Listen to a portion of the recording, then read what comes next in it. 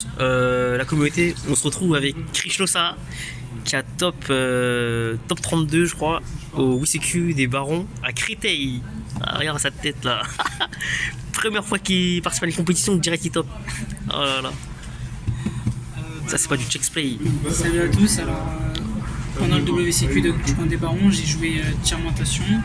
Donc j'ai joué une liste à 40 avec Tirementation héros. Donc au niveau des ratios, c'est assez classique. Ouais. Du coup tu joues pas les Les Horus. Ouais, l'Ocean Horus, ok. Non, je joue pas les Horus, j'ai joué que tir avec l'Engine héros. Ouais. Donc au niveau des ratios, alors on a les 3 noms. J'aurais aimé en avoir plus mais on est limité à 3. Au niveau de la norme pour les envoyer, c'est simple, 3 Rhino. Voilà, les DG. Ouais. Pour extend, on aura 3 tir cache. Un tir cache, pas. Ah ouais. Oh, tu parles pas d'âge avec des tir cache. Hein. Pour augmenter la mule et la consistance, bam. Et Shizu. Les Shizu, les meilleures cartes du jeu. Franchement, Good c'est foolish. trop fort. Oh là là là. Dinguerie. Ça c'est le check play Sam Player les gars. Solo mitard dans un autre quartier.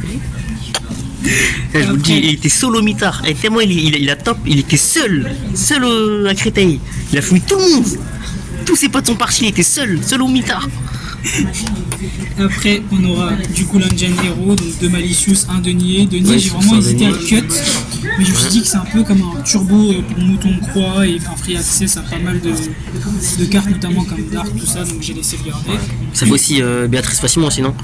Ouais, avec Malveillant, tout ça. Ouais. Et après, j'ai essayé de jouer 3 Kaiju Main. Voilà, je trouvais que c'était une bonne alternative pour passer des gros boss monsters du genre du Noir Purly.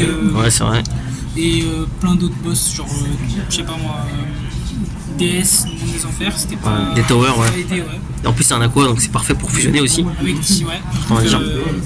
Kaleido. Après, au niveau des bestiales, j'ai préféré jouer 3 bestiales main parce que juste avant l'événement, j'avais regardé la vidéo. Il y a 2 de Rousseau et un Magnamut. C'est ça, j'avais regardé la vidéo de Gabriel Netz qui avait aussi fait un top. Et j'ai bien aimé l'idée qu'il avait proposée pour faire le bestial main, notamment sans renforcer le miroir, notamment mon match-up contre Dragon. Donc j'ai décidé de le jouer, c'était pas mal. Ça m'a aidé pas mal de fois. Et après, au niveau des monstres un peu one-off, donc j'ai décidé de jouer une Divine Race, un Abomination, Shama et Marionnette. Ok, Shadow. Voilà.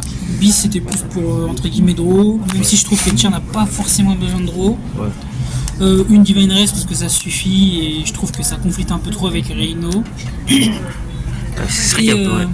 Et le Shayama pour entre guillemets si j'ai un Trivikarma de poser tout ça. Enfin après je vous montrerai mais ça m'a pas mal aidé, c'était cool. Donc tant qu'on parle aux autres joueurs, une seule Divine Race ça suffit, pas besoin d'en mettre 3. Ouais non, ça complique trop parce que si on fait ça, du coup tu dois peut-être baisser le ratio de Reino, mais je voulais laisser le ratio de Reino pour turbo des X64, genre Bahamut ou Redoer. Ok. Et hop, après on a joué le meilleur terrain. Oh là là. Voilà, tuto 1, pète 1. Beauté divinement divine du check play. C'est trop fort. Après 3 crimes. Bien tuto la piège au cas où. Ouais. On voit ça.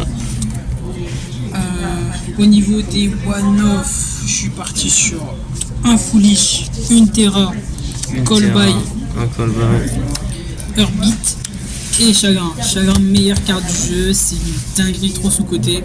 Free Fusion. Et avec une TTT. Donc au niveau de Terraformation, je sais qu'en vrai il y avait des drôles main, tout ça, mais je trouvais qu'en fait le terrain était trop important, notamment dans le match miroir, donc j'ai préféré vraiment la jouer. Au niveau de Callby, j'avais vraiment trop peur de shifter, de me prendre une entrap si j'avais des mauvaises mains, donc j'ai vraiment voulu, et notamment dans plusieurs fois où je l'ai eu, ça m'a sauvé. Heartbeat c'était au cas où, tu vois, si je me fais piéger dans un petit match avec un labyrinthe, tout ça, je me suis dit que ça peut être une option, sachant que ça récupère Suyak au cas où. C'était pas mal. Et la mono TTT parce que je trouve, comme j'ai dit, je trouve que Tyr n'a pas forcément besoin de draw, juste de la consistance et peut-être juste prendre le contrôle du monstre, tu vois. Je voulais pas vraiment baser ma victoire sur une TTT mais plutôt sur en gros ce que mule le deck. Et au niveau des traps, j'ai joué 2 Suliek et un Trivikarma. Trivikarma, je l'ai pas tellement mule que ça, mais les fois où j'ai mule, elle m'a bien aidé. Je trouvais ça cool parce que c'était vraiment pas mal, j'ai bien aimé. Trivikarma. Et du coup, au niveau du Ouais, de l'extra deck. Au niveau de l'extra deck, donc le paquet Dixies. Hop. Tac, tac, tac. Tu joues Toad, Bahamut, ok. Toad, parce que Bahamut vont ensemble. Loredor parce que c'est vraiment trop fort. Abyss Dweller, incroyable dans cette méta, notamment quand Unchain ou en miroir, plein de match-up, Branded, tout ça. Béatrice parce que c'est la plus belle. Et un petit Zeus, je me suis dit pourquoi pas. Et sachant que j'avais pas SP, je pense que peut-être que j'aurais joué SP si je l'avais, mais je trouvais que Zeus était vraiment pas mal. En plus, ça permet de proc diffusion, tout ça. C'est ça. Donc en vrai, Zeus, best deck. Ouais, tiens. Au niveau des links, hop, c'est très très classique. Sprint, pour gagner au time, pour envoyer une Merly si t'as plus rien. Mouton Croix. Mouton Croix m'a pas mal aidé, même si je trouve qu'en vrai, si je devais potentiellement la cut, ça serait lui et Zeus, parce que là, je trouve pas si forte que ça en vrai. Je sais pas. Peut-être qu'après je joue peut-être mal, mais ou j'exploite assez mal. Je trouve pas assez fort Dark incroyable pour voler des SP, pour voler des spatters. C'est incroyable. Des fins boréales, c'est trop fort. Hop. Et au niveau des fusions, Malicious, pour faire Malicious, dangereux. La Winda qui m'a fait gagner pas mal de matchs parce que ça surprend. Preda, un Garura, le plus beau, Kalido et Boudragon.